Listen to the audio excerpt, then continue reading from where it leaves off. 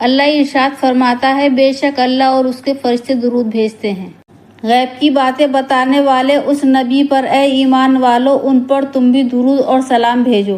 حصول برکت اور ترقی معرفت اور حضور صلی اللہ تعالیٰ علیہ وسلم کی قربت کے لیے درود و سلام سے بہتر کوئی چیز نہیں ہے۔ یقیناً سرکار مدینہ صلی اللہ تعالیٰ علیہ وسلم پر درود و سلام بھیجنے کے بے شمار فضائل برکات ہیں جن کو حیات میں لانا ممکن نہیں ہے۔ درود شریف کے فضائل میں بے شمار کتب تصنیف کی جا چکی ہے۔ اس کے فضائل ثمرات اکثر مبلغین بیان کرتے رہتے ہیں۔ قلم کی روشنی تو ختم ہو سکتی ہے، بیان کے الفاظ بھی ختم ہو سکتے ہیں، مگر فضائل درود و سلام پر خیر الانام کا احاطہ ختم نہیں ہو سکتا۔ دن ہو یا رات ہمیں اپنے محاسن و غمخوار آقا صلی اللہ تعالیٰ علیہ وسلم پر درود و سلام کے پھول نچھاور کرتے ہی رہنا چاہیے، ان میں کوتاہی نہیں کرنی چاہیے۔ یوں بھی سرکار مدینہ صلی اللہ تعالیٰ علیہ وسلم کے ہم پر بے شمار احسانات ہیں۔ بنت سیدہ آمنہ رضی اللہ تعالیٰ عنہا سے دنیا اب مل میں جلوہ افروز ہوتے ہی آپ نے سجدہ فرمایا اور ہونٹوں پر یہ دعا جاری تھی، رب ہب لی امتی، یعنی اے پروردگار میری امت میرے حوالے فرما۔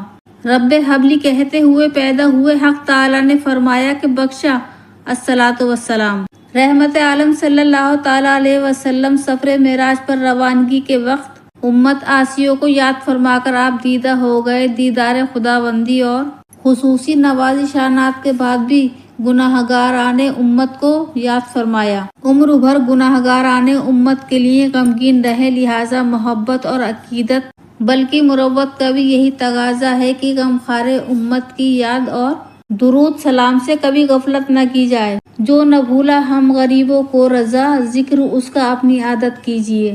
اگر کوئی شخص کسی پر احسان کرے تو چاہیے کہ محاسن اس کا بدلہ دیا جائے، اگر بدلہ نہ ہو سکے تو اس کے لیے کم از کم دعا کر دیجیے۔ اگر کسی کے گھر دعوت کھائیں تو اس کے لیے بھی دعا کریں۔ غور فرمائیں کہ پیارے مصطفیٰ صلی اللہ تعالیٰ علیہ وسلم کے ہم پر کتنے احسانات ہیں، مگر یہ کب ممکن ہے کہ ہم ان کا شکریہ ادا کر سکیں۔ بس اتنا ہی کریں کہ ان پر درود و سلام کے تحفے بھیجا کریں، یعنی آپ کے حق میں دعائے رحمت کیا کریں، جیسا کہ فقراء سکی داتا کو دعائیں دیتا ہے۔ شکر ایک کرم کبھی ادا ہو نہیں سکتا، دل تم پہ فدا، جان حسن تم پہ فدا ہے۔ مذکورہ والا آیت کریمہ صلی اللہ تعالیٰ علیہ وسلم کی ساری نعت ہے۔ اس میں ایمان والوں کو پیارے آقا صلی اللہ تعالیٰ علیہ وسلم پر درود و سلام بھیجنے کا حکم دیا گیا ہے۔ لطف کی بات یہ ہے کہ اللہ تبارک و تعالیٰ نے قرآن کریمہ میں کافی مقامات صادر فرمائے، مثلا نماز، روزہ، حج وغیرہ،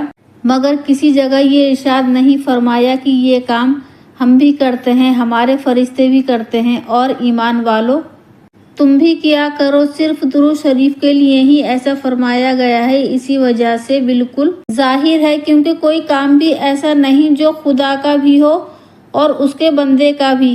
یقیناً اللہ تبارک و تعالیٰ کے کام ہم نہیں کر سکتے، مگر ہمارے کاموں سے اللہ بلند و برکت والا ہے۔ اگر کوئی کام ایسا ہو جو اللہ کا بھی ہو اور ملائکہ بھی کرتے ہوں اور مسلمانوں کو بھی اس کا حکم دیا گیا ہے، وہ صرف اور صرف آقا دو جہان پر درود بھیجنا ہے۔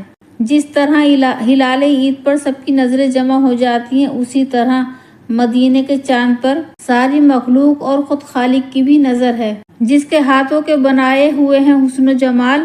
اے ہنسی تیری ادا اس کو پسند آئی ہے، ایسا تجھے خالق نے طرح دار بنایا، یوسف کو تیرا طالب دیدار بنایا۔ اللہ کا درود ہے رحمت نازل کرنا، جبکہ فرشتوں کا اور ہمارا درود دعائے رحمت کرنا ہے۔ اللہ تعالیٰ نے آیت مبارکہ میں یہ خبر دی ہے کہ ہم ہر آن اور ہم ہر گھڑی اپنے پیارے محبوب پر رحمتوں کی بارش فرماتے ہیں۔ یہاں ایک سوال پیدا ہوتا ہے، جب اللہ خود ہی رحمت نازل فرما رہا ہے تو ہمیں درود شریف پڑھنے یعنی رحمت کے لیے دعا مانگنے کے لیے کیوں حکم دیا جا رہا ہے؟ کیونکہ مانگی وہ چیز جاتی ہے جو پہلے سے ہی حاصل نہ ہو، تو جب پہلے ہی سے رحمتیں اتر رہی ہیں تو مانگنے کا حکم کیوں دیا؟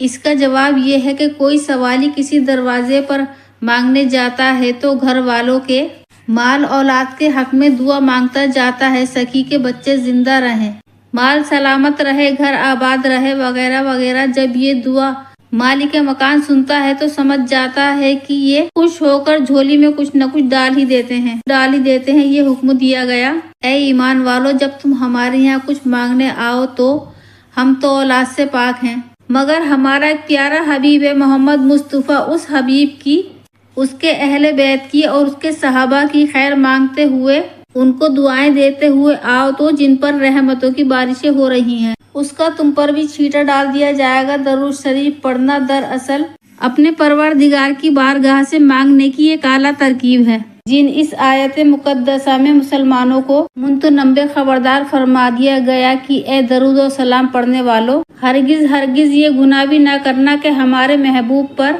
हमारी रहमतें तुम्हारे मांगने पर मनकूफ हो जाएं और हमारे महबूब तुम्हारे दरूद और सलाम के मोहताज हैं। तुम दुरूद पढ़ो या ना पढ़ो, इन पर हमारी रहमतें बराबर बरसती ही रहती हैं।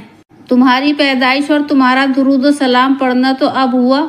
प्यारे हबीब पर रहमतों की बारिश तो जब से है जब और कब कुछ भी न था। जहाँ वहाँ कहाँ से भी पहले इन पर रहमत ही रहमत है।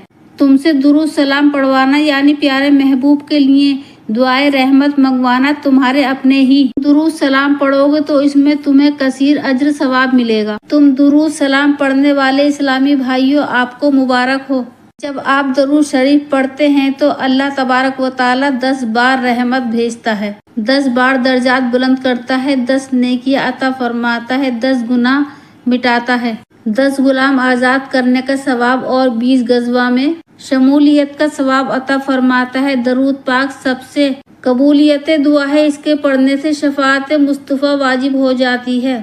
मुस्तफ़ा का बाबे जन्नत पर कुर्ब नसीब होगा। दरूद पाक तमाम परेशानियों को दूर करने के लिए, तमाम हाजत की तालीम के लिए काफ़ी है। दरूद पाक गुनाहों का कफ़ारा है, सदक़े का कायम मकाम बल्कि सदक़े से भी अफजल है। दरूद शरीफ से मुसीबतें टलती हैं बल्कि बीमारियों से भी शिफा मिलती है। खौफ दूर होता है, जुल्म से निजात हासिल होती है, दुश्मनों पर फतेह हासिल होती है, अल्लाह की रिजा हासिल होती है और दिल में उसकी मोहब्बत पैदा होती है। फरिश्ते उसका जिक्र करते हैं, आमाल की तकलीम होती है, दिल जान असबाब माल की पाकीज़गी हासिल होती है, पढ़ने वाले खुशहाल हो जाते हैं, बरकतें हासिल हो जाती हैं, औलाद दर औलाद तक 4 नस्लों तक बरकत रहती है। दरूद शरीफ पढ़ने से क़यामत की हौलनाकियों से निजात हासिल होती है, सकराते मौत में आसानी होती है, दुनिया की तबाहियों से खलासी निजात मिलती है, तंगदस्ती दूर हो जाती है, भूली हुई चीज़ें याद आ जाती हैं, मलाइका दरूद शरीफ पढ़ने वालों को घेर लेती हैं। दरूद शरीफ पढ़ने वाला जब पुल सरात से गुजरेगा तो नूर फैल जाएगा और वो उनमें साबित कदम होकर पलक झपकने में निजात पा जाएगा। और अजीम तर सादत यह है कि दरूद शरीफ पढ़ने वालों का नाम हुजूर सरापा नूर सल्लल्लाहु ताला अलैहि वसल्लम की बारगाह में पेश किया जाता है। ताजदार मदीना हबीब किबरिया सल्लल्लाहु ताला अलैहि वसल्लम की मोहब्बत बढ़ती है, दिल में घर कर जाती है और कसरत दरूद शरीफ से साहिब लौलाक सल्लल्लाहु ताला अलैहि वसल्लम का तसव्वुर जहन में कायम हो जाता है और खुश नसीबों को दर्जाए कुर्बत मुस्तफ़ा हासिल हो जाता है और ख्वाब में सरकार मदीना सल्लल्लाहु ताला अलैहि वसल्लम का दीदार फैज़ आसार नसीब होता है। रोज़े क़यामत में सल्लल्लाहु ताला अलैहि वसल्लम से मुसाफिर की सादत नसीब होगी, फरिश्ते मरहबा कहते हैं और मुसाफिर की सादत नसीब होगी, फरिश्ते मरहबा कहते हैं और मोहब्बत रखते हैं। फरिश्ते उनके दरूद को सोने के कलमों और चांदी की तख्तियों पर लिखते हैं और उनके लिए दुआएं मग़फ़िरत करते हैं। और फरिश्ते गाने स्याहीन ज़मीन पर सैर करने वाले फरिश्ते उनके दरूद शरीफ को सल्लल्लाहु ताला अलैहि वसल्लम की बारगाह बेकस पनाह में पढ़ने वाले और उनके बाप के साथ पेश करते हैं। अस्सलाम वालेकुम। वीडियो अगर पसंद आई तो हमें कमेंट बॉक्स में लिखकर ज़रूर बताएं। अल्लाह हाफ़िज़।